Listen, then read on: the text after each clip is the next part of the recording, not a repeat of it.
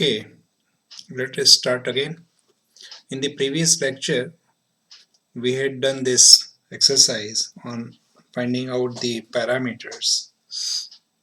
So this was pi 1, this was pi 2, and this was pi 3. Now, let us see what these parameters are. Let me rewrite it again. F upon rho v square L square. Rho v square L square. And this one was mu by rho LV equal to function of mu by rho VL, okay, and also a function of k by rho v square, k by rho v square, okay. So this is drag force, this is mass density, this is velocity of flow, this is length, characteristic length of the aircraft. This was viscosity, mass density, velocity. Again, L is the characteristic length of the aircraft. K is bulk modulus of elasticity of the flow medium. Rho V same. Rho is mass density, V is the velocity. So I told you, you can transform these pi parameters, and I told you how to do it. So there is a standard way of representing this parameter, which involves velocity, characteristic length, mu and rho. So you can replace this mu by rho VL by what? Mu by rho VL raised to the power minus 1. Because I told you a pi 1 could be replaced by pi 1 raised to any unknown power including negative index.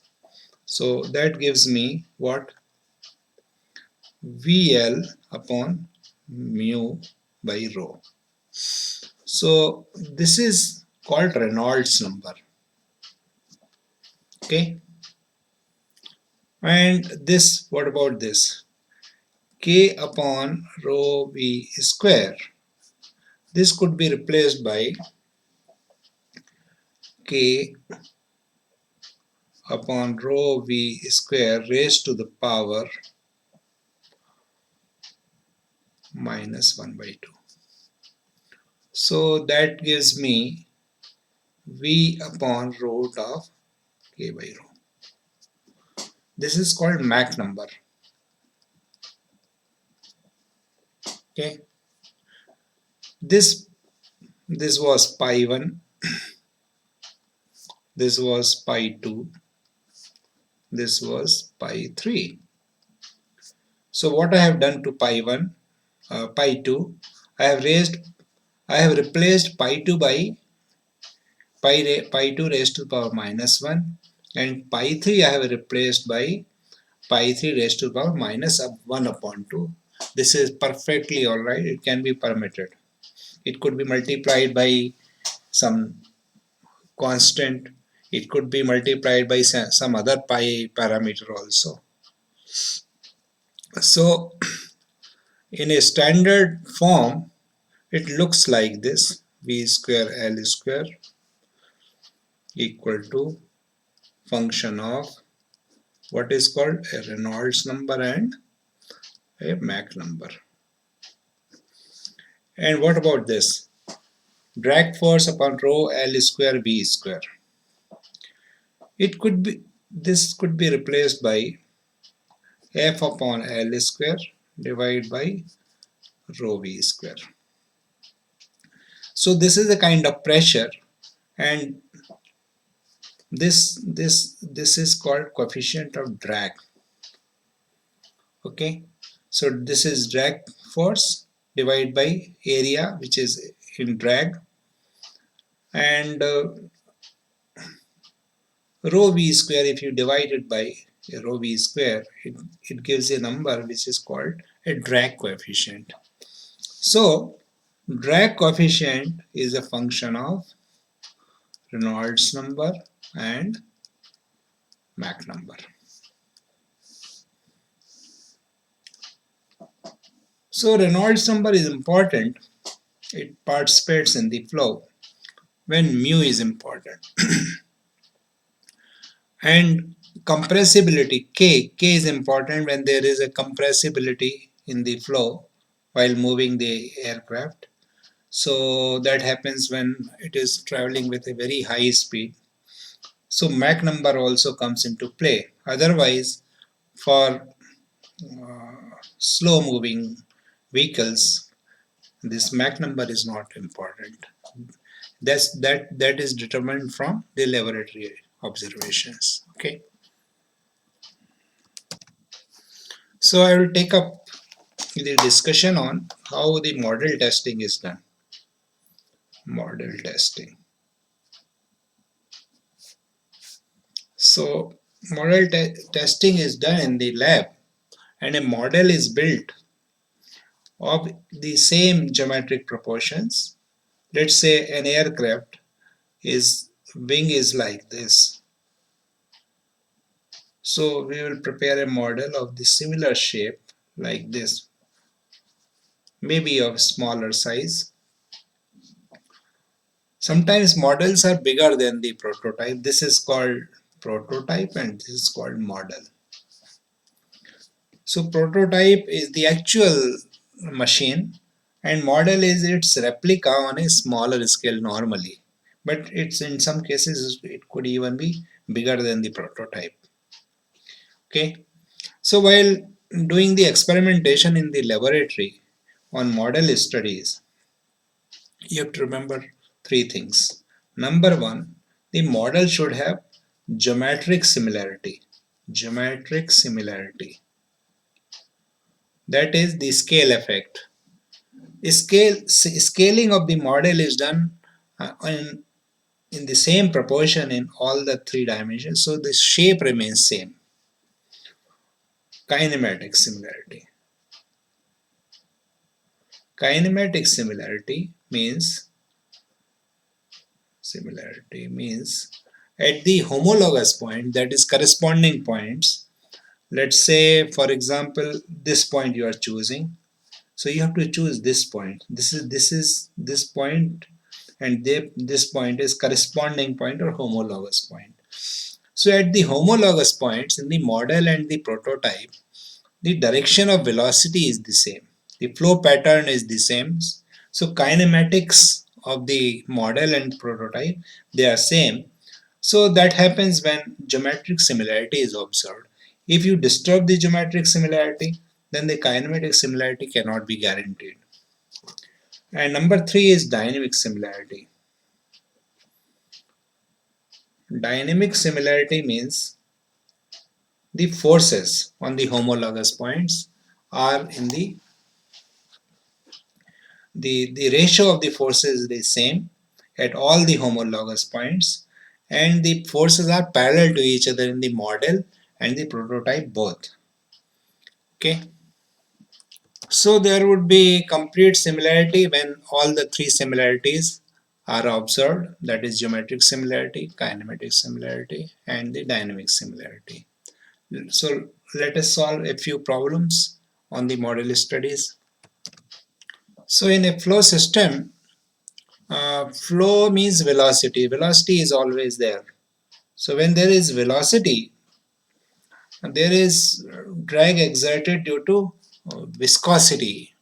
So viscosity always plays an important role. So when mu is important, the viscous forces become very significant. So when we take the ratio of inertia force to the viscous force, you generate a number called Reynolds number. So let me see how it is represented. Inertia force are mass into acceleration, and viscous forces are shear stress into area. So shear stress is mu du by dy and area is L square. So this mass into acceleration could be represented like this: mass per unit volume into volume. So volume gets cancelled out, mass remains. And this mass per unit volume could be written as mass density. And this volume upon time is discharge. So this is discharge and velocity is, so rho qv, inertia force could be replaced by rho into q into v.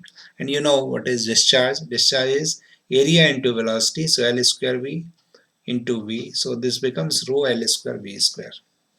And about this, mu du by dy into L square becomes this. L gets cancelled, mu vl. Okay. So when you take the ratio rho L square by v square divided by mu vl, it gives you L into rho into v upon mu, and it could be rewritten as vl upon mu by rho. So this is the standard form of representing this number called Reynolds number, and this is important when viscous forces are important in the flow. Okay. So sometimes in the model studies, like laboratory channel and the canals and the rivers, and the gravity forces are important because there is a force called gravity that would be acting on the fluid mass, and that drives the flow. So in addition to inertial force, gravity forces become important, and the ratio of inertia force to the gravity force is called a Froude number. So let us work out the terms for Froude number. Inertia forces we have already worked out, rho L square by v square, and gravity forces mass into g. So mass could be replaced by mass density into L cube and g as it is. So rho gets cancelled. So here you are left with what? V square upon Lg, and then you can raise this, could be raised to power of 1 by 2. So it gives you the velocity upon root of Lg. So this is the standard form of representing a Froude number. Okay. So sometimes in the flow, in addition to inertia force, the elastic forces also become dominant. Example being an aeroplane moving with velocity more than sound. In that case, the elastic forces become very important. So the term for inertia force is rho L square by v square, and the elastic force could be represented as k into L square. Why? Because k has the dimension of pressure and this is the area. So pressure into area gives you the force. So it could be rewritten as L square goes, so rho v square by k, and if you take under the root, it becomes v upon under the root k by rho. And incidentally, this is the velocity of sound. This is velocity of sound in the medium in which the body is placed. So velocity of the body divided by velocity of sound, that gives the ratio gives the Mach number. So Mach number is 1 when body is traveling with the velocity of sound, and Mach number is more than 1. It is called a supersonic speed. When the body's speed exceeds the velocity of the sound. Okay. So let us solve a problem. I've already written down this problem. A model of submarine is scaled down to 1 by 20 of the prototype and is to be tested in a wind tunnel.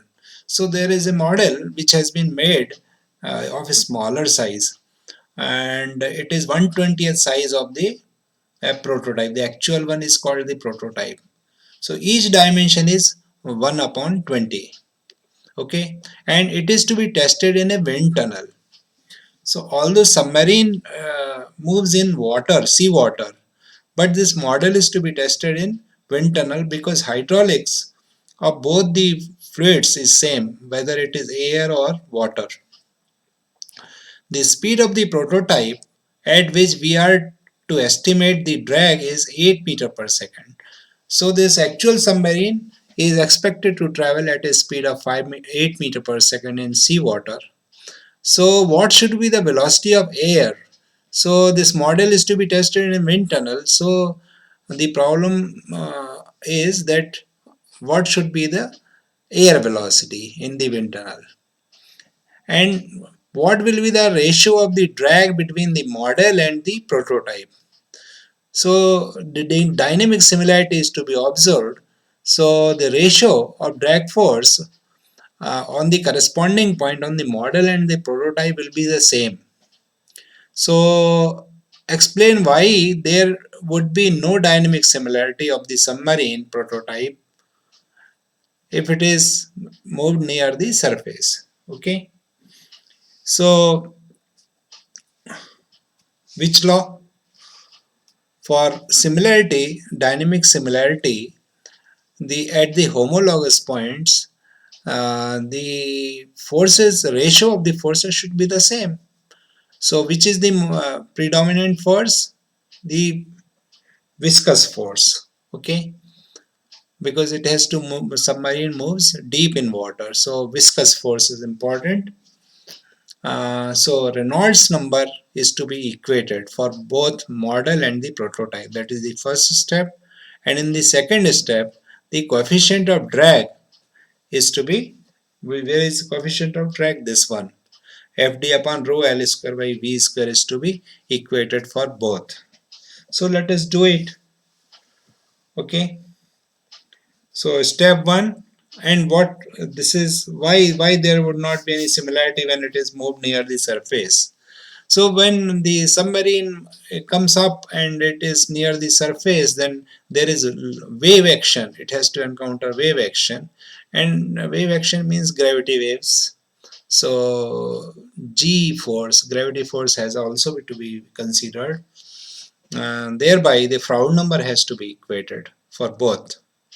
It's difficult to satisfy all these three conditions for dynamic similarity. So the Reynolds law holds good when it is deep.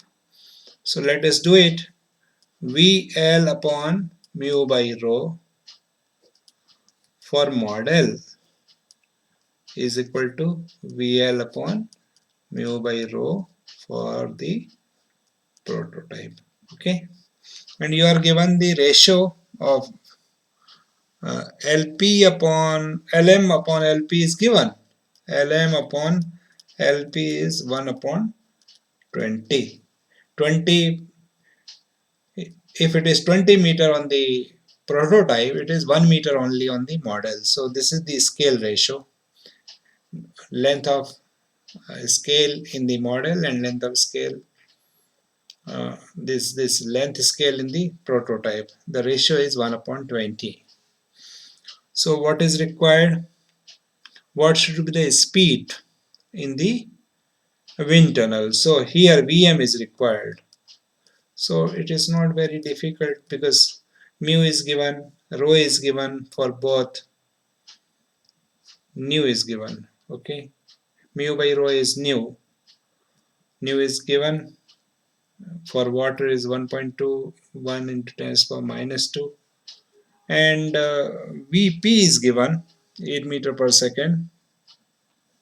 So let us do it.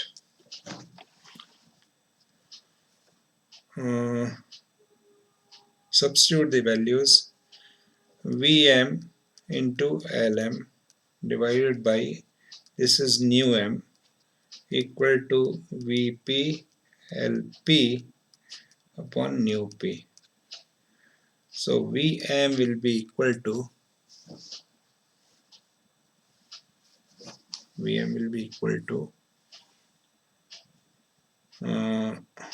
Vp into Lp upon Lm into Vm by sorry, new m by new p.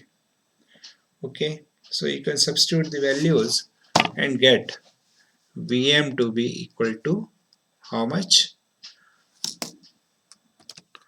So it works out to be, this is Vm Vp, this is scale, this is new m, new p upon new m. So this gives you 216 into 10 to the power minus 2 meter per second. That is the velocity of model in air. Okay. So you can rearrange the terms. Vm equal to, okay, this is already done. So in the next step, you have to equate the coefficient of drag for the model and the prototype. So coefficient of drag is defined like this: drag force upon rho L square V square. So for this model and the prototype, they should be the same. So the ratio of drag forces between model and the prototype, this ratio could be written like this. So you rearrange the terms. So this is rho m Lm square Vm square divided by Lp into the rho p into Lp square into Vp square. Substitute the values and you will get the ratio as 4.16. Okay, so coming back, in the first exercise, I had shown that pi 1 could be a function of pi 2 and pi 3. Okay, so here pi 1 was this f by rho L square V square, and pi 2 was what? The Reynolds number, and pi 3 was not there in this case. Okay, so you have equated this term pi 1 of model equal to pi 2 of prototype, and Reynolds number of model equal to Reynolds number of prototype, in order that dynamic similarity is to be observed in both the cases. Okay. In the first example, in which we had done the exercise with Buckingham pi theorem, if you recall, pi 1 was f by rho L square V square. Pi 2 was Reynolds number. What was that? VL upon mu by rho. And pi 3 was what?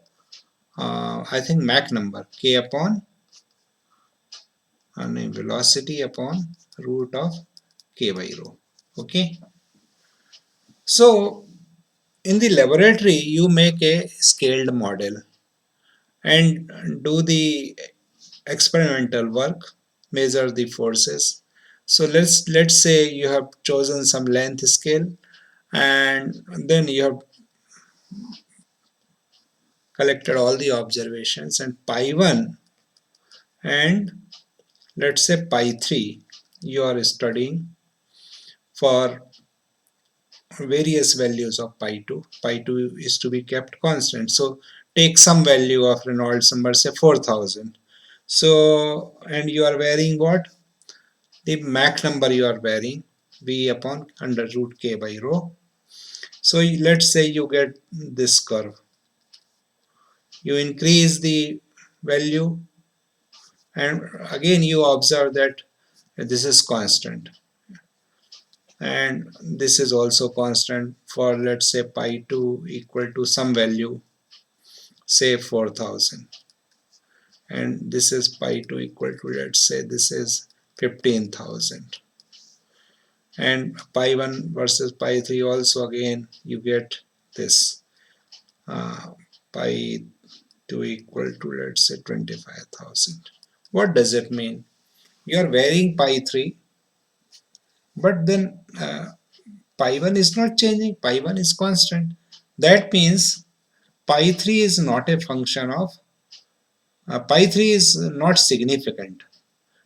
Its effect is negligible because it does not vary. Whatever value of pi 3 you take, this thing, pi 2 you take, pi 3 is not changing. So it could be dropped from the relationship. That means this number is not playing a significant role. So pi 1 could be written as function of pi 2 alone. Okay, so that's how after experimental work you work out the functional relationships. Okay.